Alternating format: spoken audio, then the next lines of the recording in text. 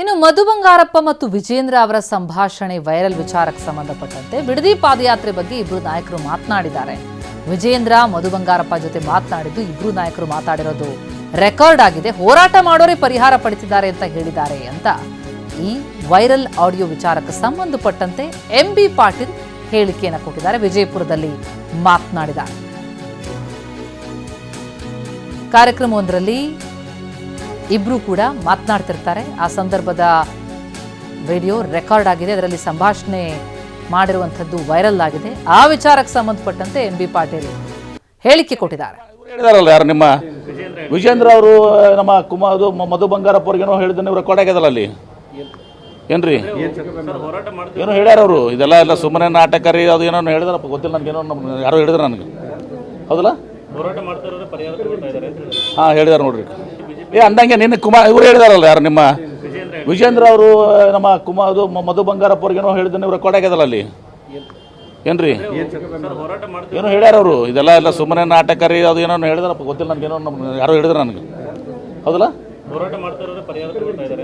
ಹಾಂ ಹೇಳಿದಾರೆ ನೋಡ್ರಿ. ಅಂದಂಗೆ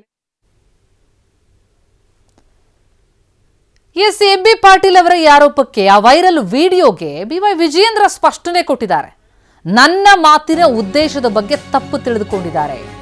ಅಶೋಕ್ ಅವರು ಸಾಂಕೇತಿಕ ಬೆಂಬಲ ಅಂತ ಹೇಳಿದ್ರು, ನಾನು ಅದನ್ನೇ ಇಂಗ್ಲಿಷ್ನಲ್ಲಿ ಹೇಳಿದೆ ಅಂತ ಬಿವೈವಿ ವೈರಲ್ ಆಡಿಯೋಕ್ಕೆ ಸಂಬಂಧಪಟ್ಟಂತೆ ತಾವು ಹೇಳಿದ್ದೇನು ಅನ್ನೋದ್ರ ಬಗ್ಗೆ ಸ್ಪಷ್ಟನೆ ಕೊಡ್ತಾ ಇದ್ದಾರೆ. ಮುಂಚೂಣಿಯಲ್ಲಿದ್ದಂತಹ ರೈತರಿಗೆ ಸರ್ಕಾರ ಒತ್ತಡ ಹಾಕ್ತಾ ಇದೆ, ಒತ್ತಡ ಹಾಕಿ ಪರಿಹಾರ ನೀಡ್ತಿದೆ ಅಂತ ಹೇಳಿದ್ದೀನಿ. ಅದರ ಅರ್ಥ ಪಾದಯಾತ್ರೆಯಲ್ಲಿ ಆಸಕ್ತಿ ಇಲ್ಲ ಅಂತ ಅಲ್ಲ. ಈ ವಿಚಾರದಲ್ಲಿ ಯಾವುದೇ ಗೊಂದಲ ಇಲ್ಲ ಬಿಡದಿ ಪಾದಯಾತ್ರೆ ವಿಚಾರದಲ್ಲಿ ಎಂದಿದ್ದಾರೆ ಬಿವೈವಿ. ಭಾನುವಾರನೇ ಮಾಡಬೇಕು ಅಂತ ಹೇಳಿ ಅವ್ರ ಅಪೇಕ್ಷೆ ಇತ್ತು. ಅದಕ್ಕೆ ಪೂರ್ವ ನಿಯೋಜಿತ ಕಾರ್ಯಕ್ರಮದ ಪ್ರಕಾರ ನಾನು ನಿನ್ನೆ ಕೋಲಾರ ಚಿಕ್ಕಬಳ್ಳಾಪುರ ಹೋಗಿದ್ದೆ ವಿನಃ ಮತ್ತೆ ಸಾಂಕೇತಿಕವಾಗಿ ಅಂತ ಹೇಳಿದ ಮೇಲೆ ನಮ್ಮ ಅಶೋಕ್ ಅವರು ನಮ್ಮ ಮುಖಂಡರೆಲ್ಲ ಹೋಗಿದ್ದಾರೆ. ಹಾಗಾಗಿ ಇದ್ರ ಬಗ್ಗೆ ನಮ್ಮಲ್ಲಿ ಯಾವುದೇ ರೀತಿ ಗೊಂದಲ ಇಲ್ಲ. ಅಶೋಕ್ ಅವರು ಏನ್ ಹೇಳಿದ್ರು, ವಿರೋಧ ಪಕ್ಷದ ನಾಯಕರು ಸಾಂಕೇತಿಕವಾಗಿ ನಾವು ಬೆಂಬಲವನ್ನು ನೀಡ್ತಾ ಇದ್ದೇವೆ ಅಂತ ಹೇಳಿದ್ದೇನೆ. ನಾನು ಅದನ್ನೇ ಇಂಗ್ಲಿಷ್ ಅಲ್ಲಿ ಸಿಂಬಾಲಿಕ್ ಆಗಿ ನಾವು ಇದು ಮಾಡ್ತಾ ಇದ್ದೇವೆ ಅಂತೇಳಿ ಬೆಂಬಲ ನೀಡಿದ್ದೇವೆ ಅಂತ ಹೇಳಿದ್ದೇನೆ. ಮತ್ತು ಎರಡನೇದು, ನಾನು ಹೇಳಿರ್ತಕ್ಕಂಥ ಉದ್ದೇಶ ನೀವು ತಪ್ಪು ತಿಳ್ಕೊಳ್ತಾ ಇದ್ದೀರಿ. ಯಾವ್ಯಾವ ರೈತರು ಬಿಡದಿನಲ್ಲಿ ಮುಂಚೂಣಿಯಲ್ಲಿ ಬಂದು ಹೋರಾಟವನ್ನು ಮಾಡ್ತಾ ಇದ್ರು, ರಾಜ್ಯ ಸರ್ಕಾರದ ಕಡೆಯಿಂದ ಅವರ ರೈತರ ಮೇಲೆ ಒತ್ತಡವನ್ನು ಹೇರಿ ಅವರಿಗೆ ಪರಿಹಾರವನ್ನು ಕೊಡುವಂತ ಕೆಲಸ ಮಾಡ್ತಾ ಇದ್ದಾರೆ. ಕೆಲವು ರೈತರು ಅದರಿಂದ ಹಿಂದೆ ಸರ್ಕೊಳ್ತಾ ಇದ್ದಾರೆ.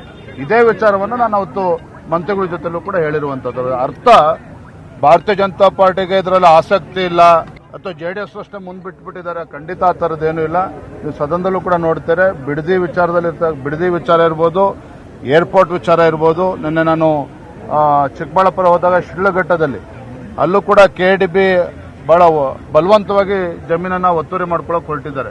ಹಾಗೆ ರೈತರ ವಿಚಾರದಲ್ಲಿ ನಾವು ಖಂಡಿತ ಭಾರತೀಯ ಜನತಾ ಪಾರ್ಟಿ ರೈತರ ಪರವಾಗಿರ್ತೇವೆ. ಯಾವುದೇ ಗೊಂದಲಕ್ಕೆ ಅವಕಾಶ ಇಲ್ಲ. ಭಾನುವಾರನೇ ಮಾಡಬೇಕು ಅಂತ ಹೇಳಿ ಅವ್ರ ಅಪೇಕ್ಷೆ ಇತ್ತು.